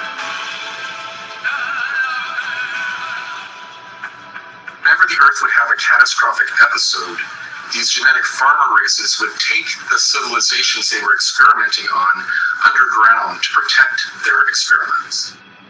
You've got petroglyphs up in the Lava Beds National Monument in Northern California who they're describing the cataclysm. They're describing something that happened with the sun that destroyed a huge part of the Earth. And so these giants were wiped out in part by that and in part by, Native Americans. I mean, they hunted them down and they killed them. And I don't know how intelligent the giants were. We don't get them as being extremely intelligent. We get Native Americans, Native Indians, humans, this new version of humans as being extremely intelligent compared to them and able to just eradicate them because these giants would end up eating them. They would capture them and eat them. We looked at the reality of his find, and then we also looked at what he was doing at the moment he claims that he found it. And those two things lined up. So we're getting giant mummies. We're getting weaponry. We're getting strange symbols on copper plates. Everything that he claimed that he found, we saw in our remote viewing data. There's copper scrolls at 20,000 years old that have been dated. And it took me 42 years to decipher, I think 15% of it, maybe less than that. Why are they hard to decipher? Because they're in a different language. They're in a vibrational language that you read it with a wet finger, and you're taught that chant, and you chant it over and over and over until that almost like Braille. When you go over it, you feel a slight tingle on your fingers.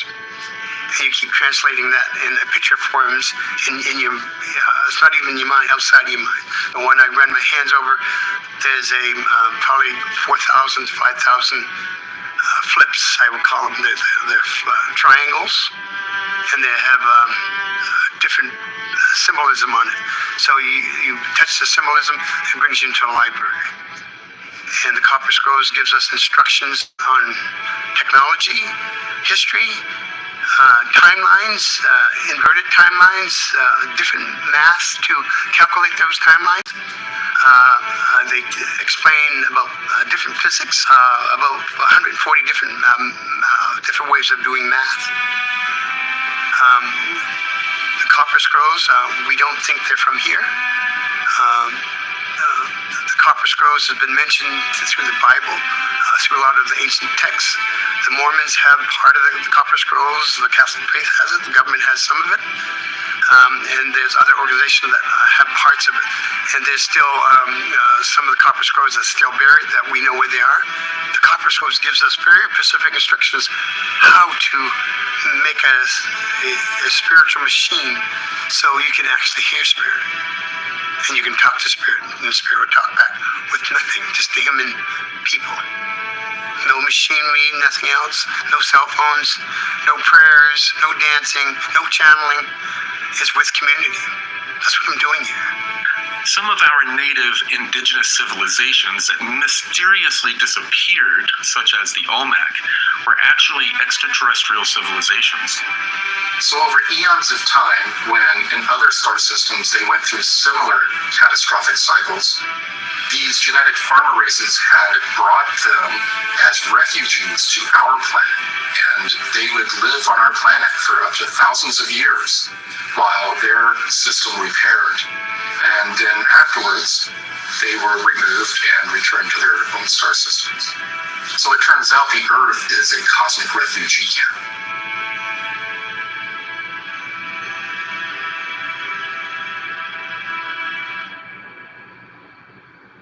So the things that we see in the Bible as apparently metaphorical are actually real stories. They are real pieces of information.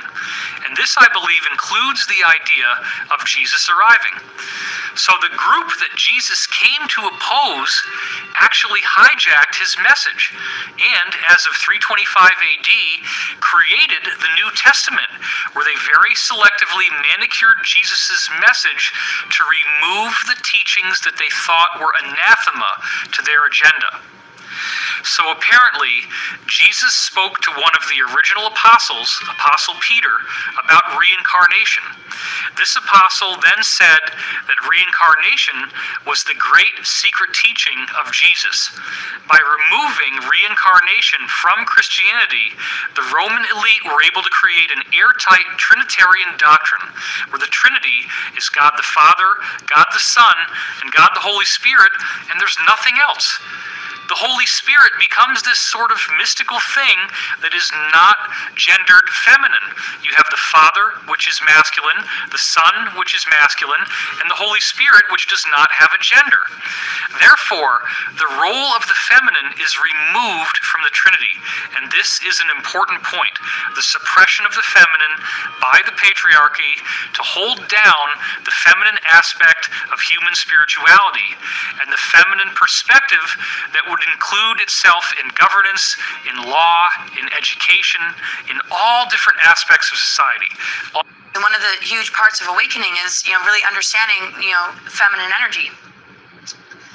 And I think, really what's being rebalanced or coming to light for people is the end of patriarchy and the understanding of things like sacred union.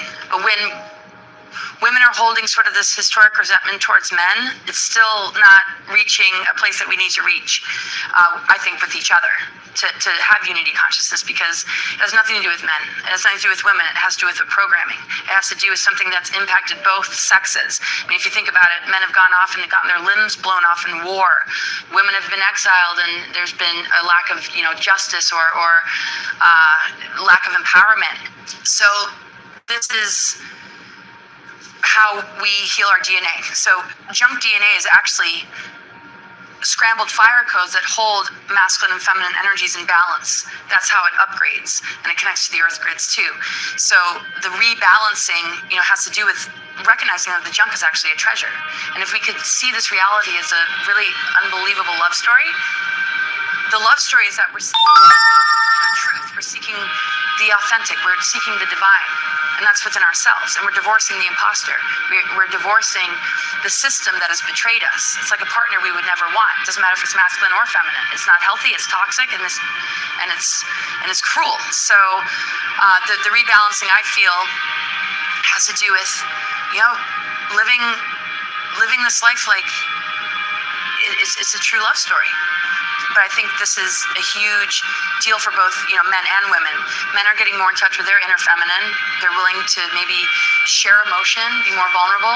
and women are, refusing to, be victimized, and it's all rising to the surface. But it doesn't come down to the gender as much as it comes down to that individual's relationship with their own inner masculine and feminine, and that's why it's not about a rebalancing because something that the men did wrong. It has to do with overthrowing a system of control that has impacted and infected everyone. I do believe that Jesus' teachings dealt a fatal blow to the so-called Illuminati agenda of the Roman Empire at that time. The Illuminati actually believe that being nice to people, forgiveness, compassion, that these are weaknesses and the tools of our enslavement. And they believe that by being free of those encumbrances, that they are superior to everyone else. So part of their religion is that they will practice the extremes of both the positive and the negative path, or what they call the right-hand path and the left-hand path. So they will, for example, simultaneously create huge philanthropic endowments, where they give, in some cases, many, many millions, if not billions of dollars to humanitarian causes, while simultaneously performing the most heinous crimes imaginable against humanity. I want to point out that what Jesus was teaching us about ascension has proven to be of far greater significance than is normally given credit for. Most Christians tend to distance themselves from the idea of the so-called rapture. It is important to understand that the book of Revelation was something that happened to John of Patmos as a visionary, psychedelic-type dream experience. And, as is the nature of dreams, there is a great deal of metaphor and symbolism within the content. So, for example, the frequent repetition of the number 7, such as the 7 lampstands and so forth in the book of Revelation, actually refers to the 7 chakras of the human body, the 7 energy centers that we have, which correspond to the 7 basic layers of the universe, the dimensions or densities. This is another thing that is described extensively in the Law of One. There are 7 primary planes of existence that correspond with these 7 different grades of evolution that intelligent life must go through, of which we currently are only at the 3rd, which is the yellow center.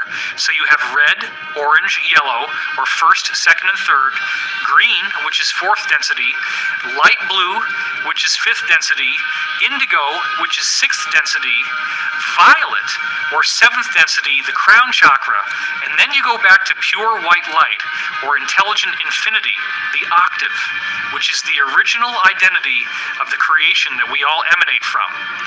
Now, where I feel that conventional Christianity has missed some very critical data is when we look at the fact that the ascension that Jesus is describing in the New Testament is actually also predicted in almost every other global spiritual tradition preserved in history on Earth. This traces back to 2 of the most prominent historians in the 20th century, Giorgio de Santillana and Hertha von Deschend. They wrote a book called Hamlet's Mill, which was their magnum opus. And in this book, they tied together these legends from 35 different ancient civilizations on Earth, where they all had information regarding this 25,000-year cycle in the Earth. The 25,000-year cycle appears to end with a solar flash, a catastrophic event which also represents a spiritual activation for those on Earth who are ready to appreciate its energetic benefits. So within these secret programs, scientists have become aware of what they're calling a galactic superwave. This wave is traveling through our galaxy and has multiple layers.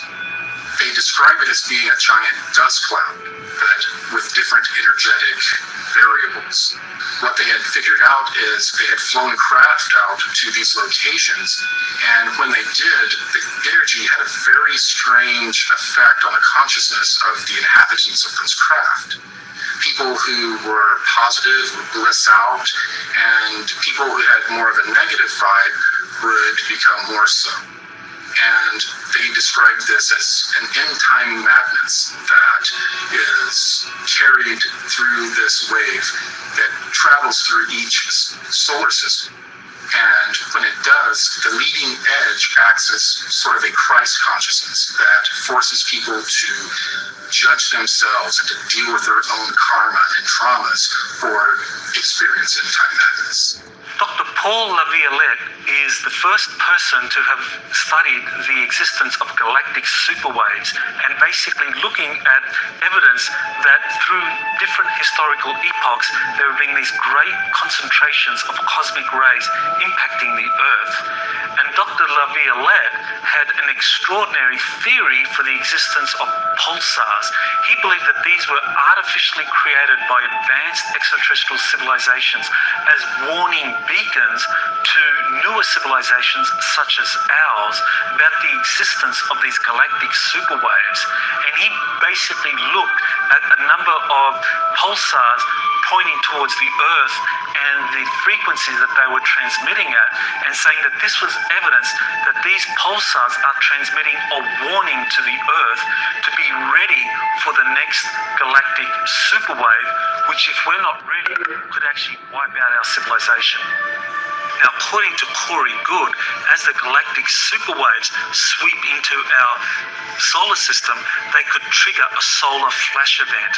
That would be where the sun's corona would be ejected in a massive super flare, and because the Earth is roughly 25,000 light years from the center of the galaxy, that's how long it would take for a galactic superwave to travel from the center of the galaxy to us at the moment. Now, that 25,000 year cycle is not just some nebulous thing. It actually has a very tangible marker in the wobble in the Earth's axis that takes 25,000 years to complete. And this represents the time that is required for the stars in the night's sky to drift through a complete cycle surrounding the pole star. This acts as a type of clock that tells us when the end of the cycle is going to occur. And these historians found that 35 different cultures around the world were tracking this precession, and they had information about this precession encoded into their religious myths. And it does appear that some singular source worldwide programmed these mythologies and left this material for us to discover. This would appear to be the work of the benevolent, positive extraterrestrials, which the people in the secret space program call the genetic farmer extraterrestrials.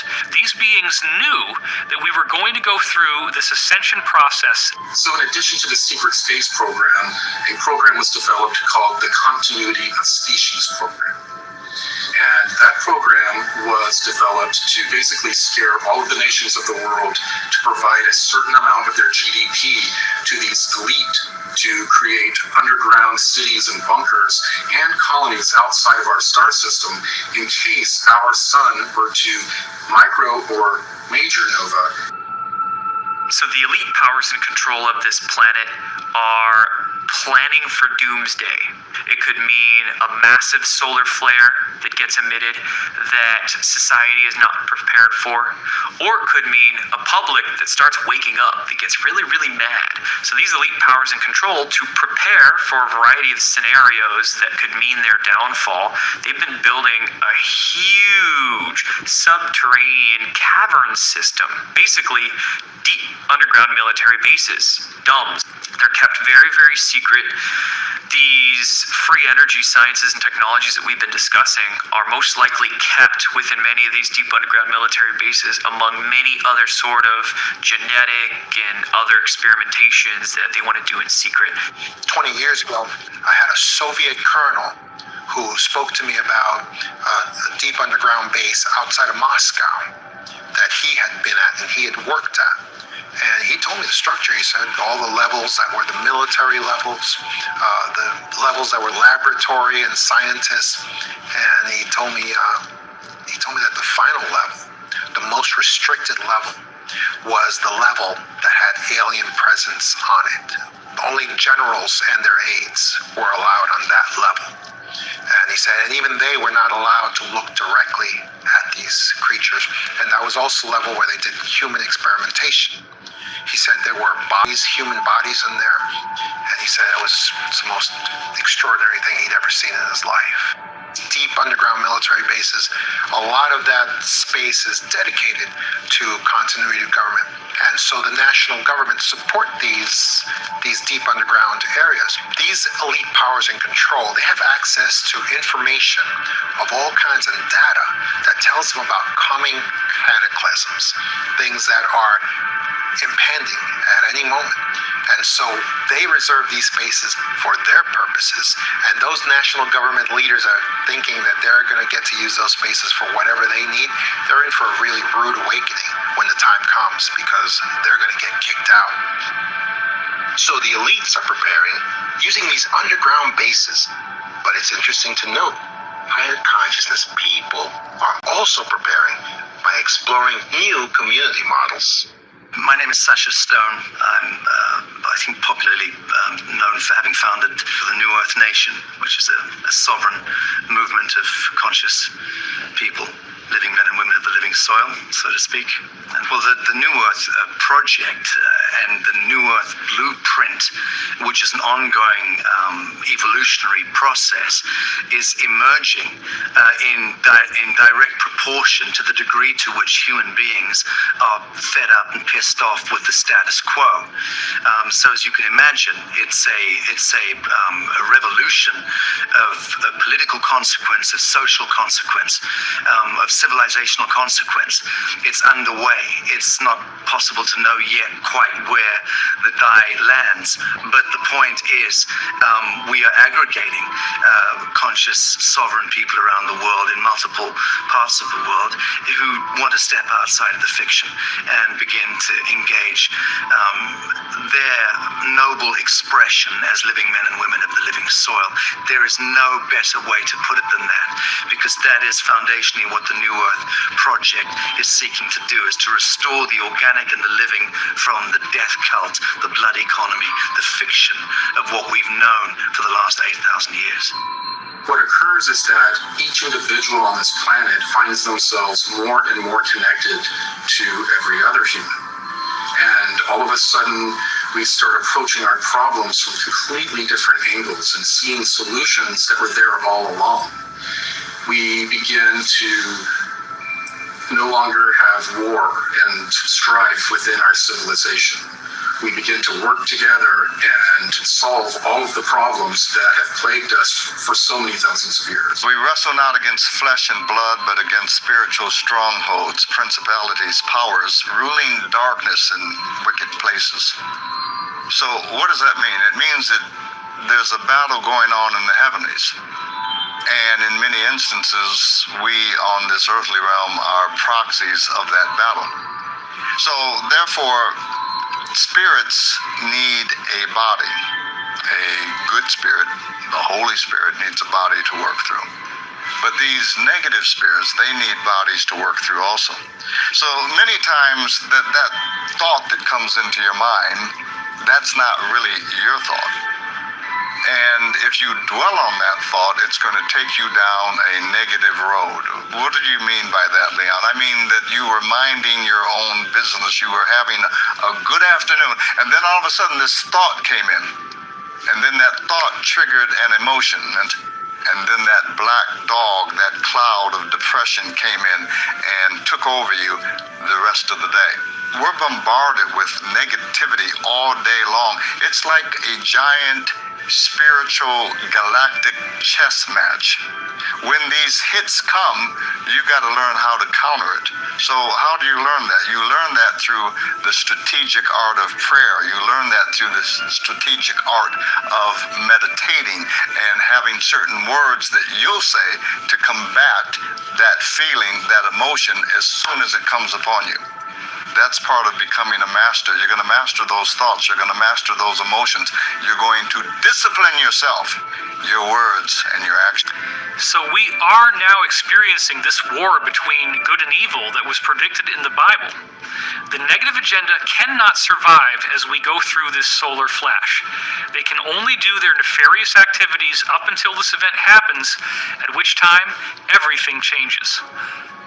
We have these angelic types of ETs and amoral types of ETs that are trying to assist us to ascend through the spiritual means.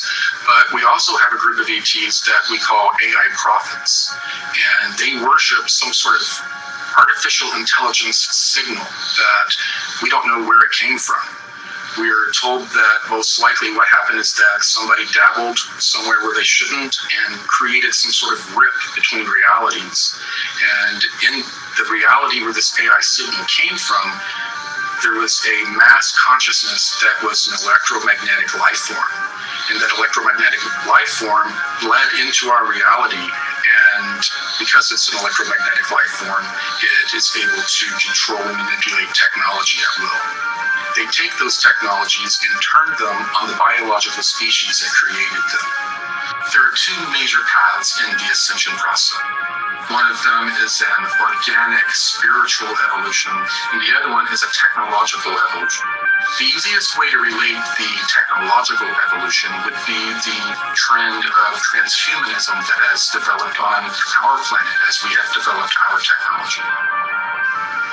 So in star system after star system, we have systems that are infested with artificial intelligence signals and actual technology taken over by this AI. What I've been told is that when we have this next micronova event, that the electromagnetic pulse that emanates is expected to destroy this entire AI signal and infrastructure that is in our solar system, thus freeing us from any type of influence from this AI. I was also told that at the end of every age, there is also a great revealing or apocalypse that occurs that reveals all of the secrets that have been hidden from humanity and is a part of the disclosure and ascension process. This so-called apocalypse is actually not gloom and doom. It's a rebirth. It's a rebooting. It's the beginning of a brand new age, a brand new dispensation. And after it occurs, truly there will be more peace on earth. Truly there will be more goodwill toward man and to one another. Truly there will be a whole new beginning. Actually, it's something to look forward to. Christianity, in the Bible at least, doesn't predict a solar flash per se. But let's remember that the four main books of the Bible that contain the direct words of Jesus are Matthew, Mark, Luke, and John. All four of these core Gospels have direct ascension prophecies encoded into them. This appears with Jesus actually saying, "As it was in the days of Sodom and Gomorrah, so shall it be in the day of the Son of Man." Now, what does that mean? Sodom and Gomorrah ended with fire and brimstone raining from the heavens, right? So the end of the Son of Man features fire and brimstone raining from the heavens again. That is the solar flash. That's the debris that comes out of the sun. Jesus also says, "As it was in the days of Noah, so shall it be in the days of the Son of Man." Well, the time of Noah ended with a large flood. So Jesus appears to be talking about a global catastrophic pole shift event that creates a global flood. In the book of John, Jesus says the fields are white and ready to harvest. So these fields appear to be another metaphor of the ascension process. The real key to Jesus' metaphors of ascension appear in the book of Matthew. And it appears the most in the parable of the wheat and the tares. Now, the word tares refers to weeds. One of Jesus' strange encrypted analogies of ascension is where he describes how the earth is like a field of wheat that has been planted.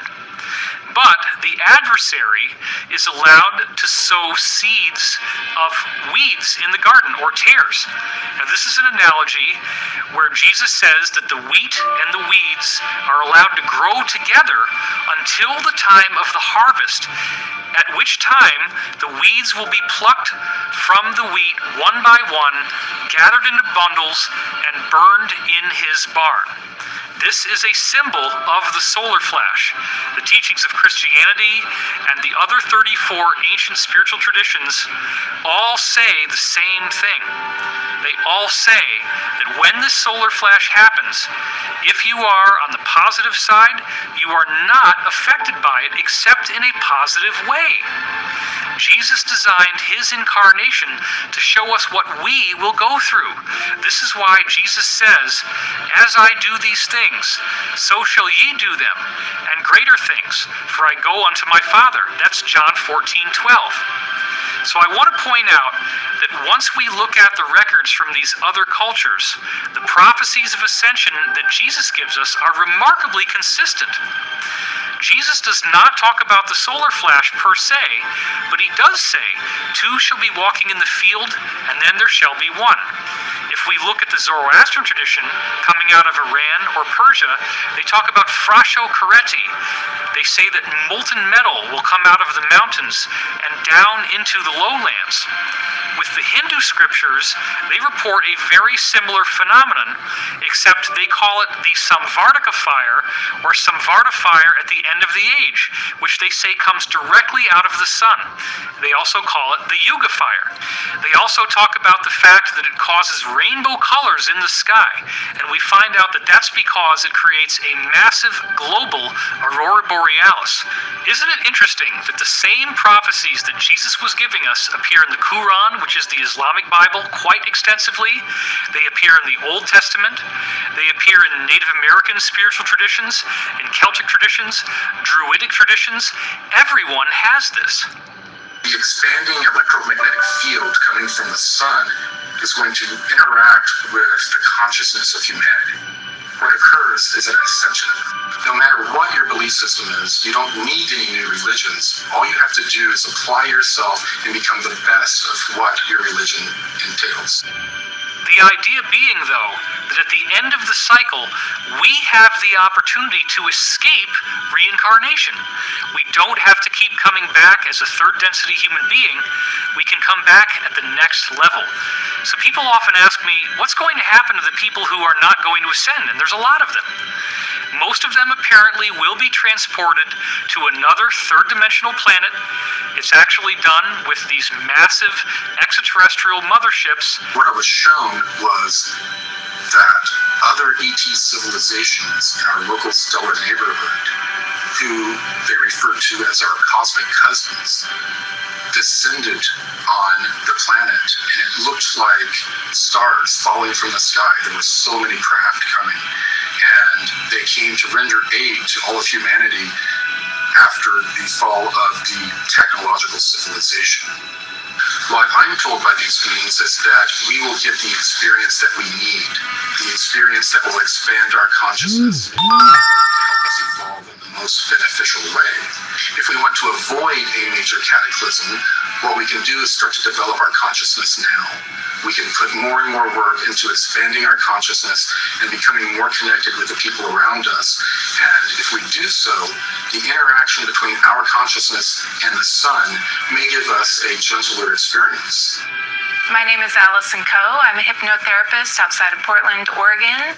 There are some really interesting trends that move their way through these sessions that I have. And I've been doing this for years. And at first I thought these trends were just supposed to be looked at individually. And then I decided to look at them as being stacked on top of each other to prepare us, to get us a higher perspective on what's going on.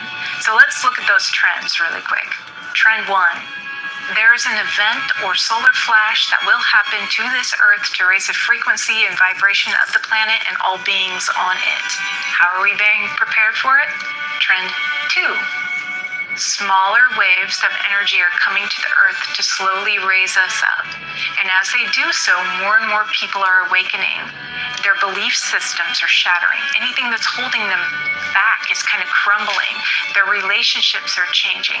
They are raising their frequency and vibration to match this event that will happen. Trend 3.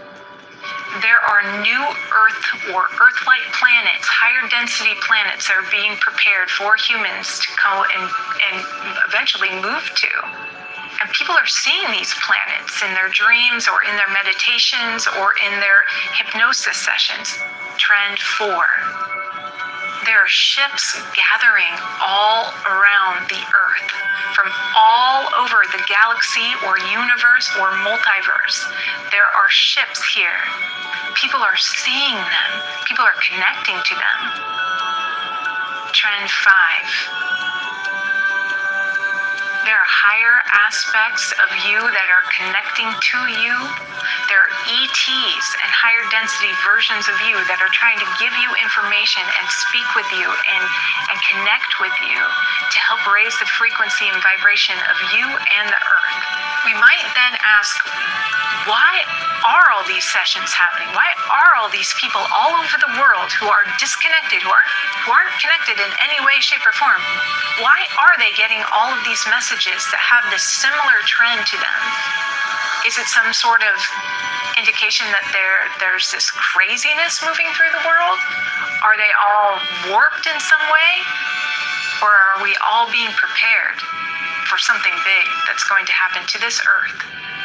When we combine all of this information together, what we see is that the extraterrestrial humans who are here now are predominantly benevolent. They would be angelic as we think of them. They are keenly interested in human spiritual evolution. We have a much smaller number of extraterrestrials who are evil or negative. They would correspond with the demons that we see in many different spiritual traditions, and their agenda is to dominate, control, and destroy the planet. It does not appear that we are on a negative timeline.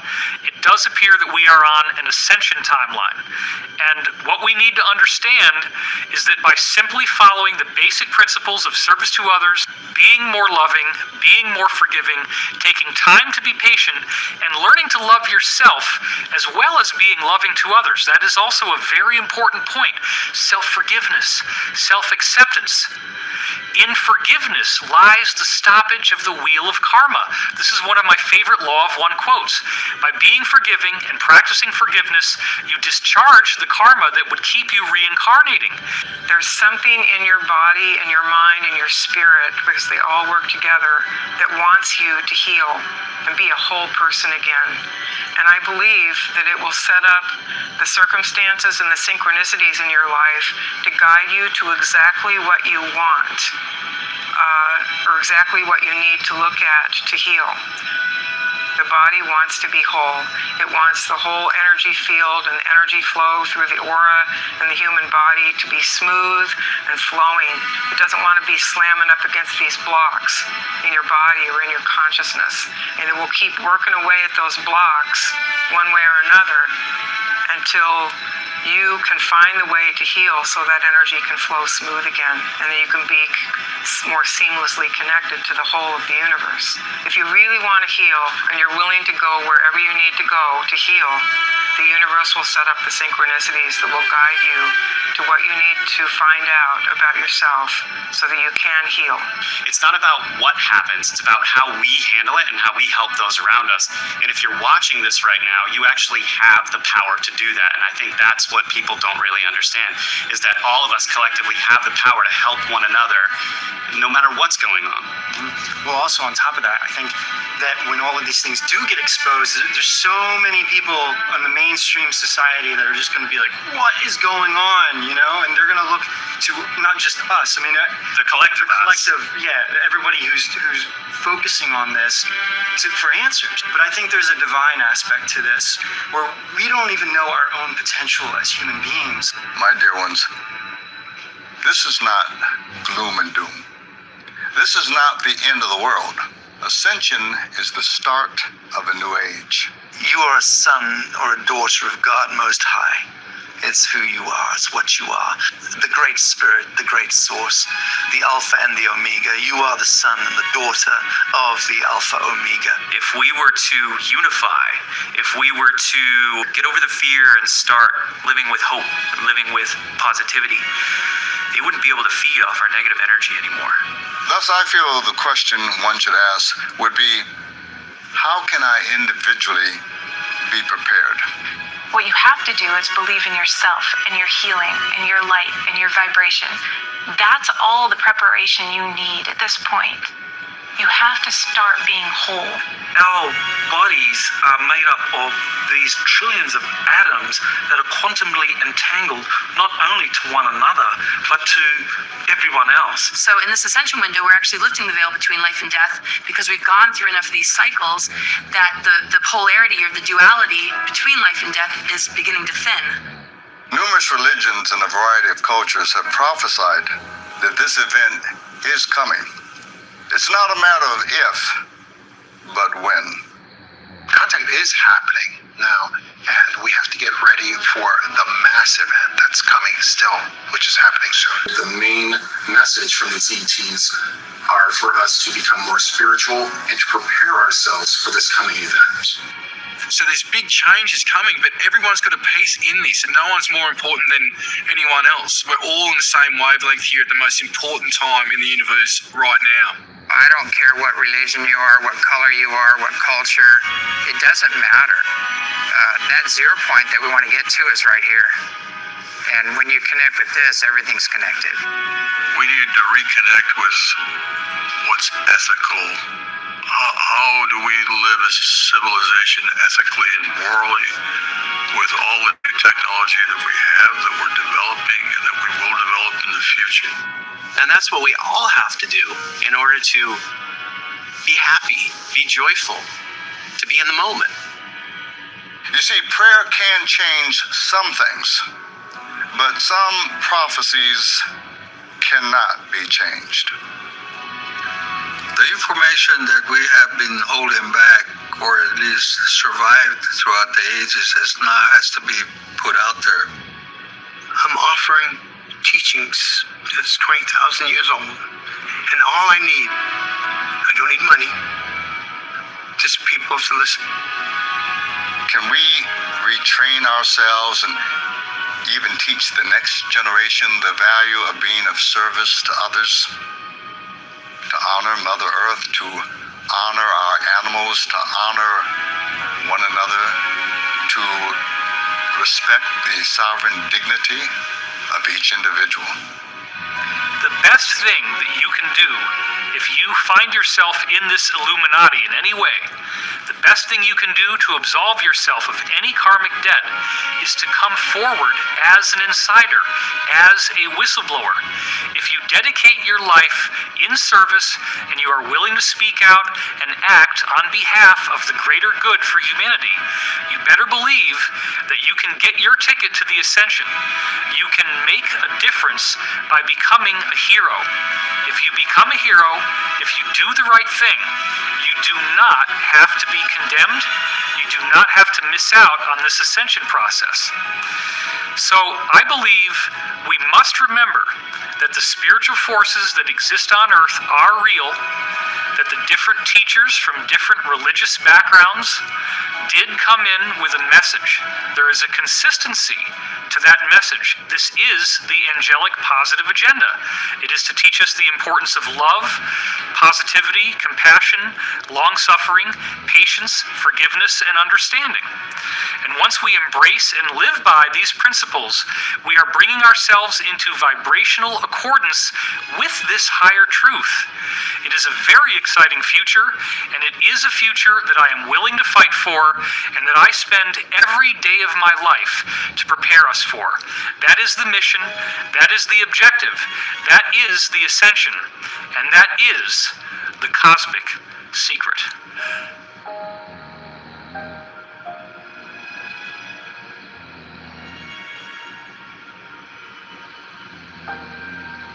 You are the conduit between the spiritual realms and the physical realms. You are the convergence of science and spirituality.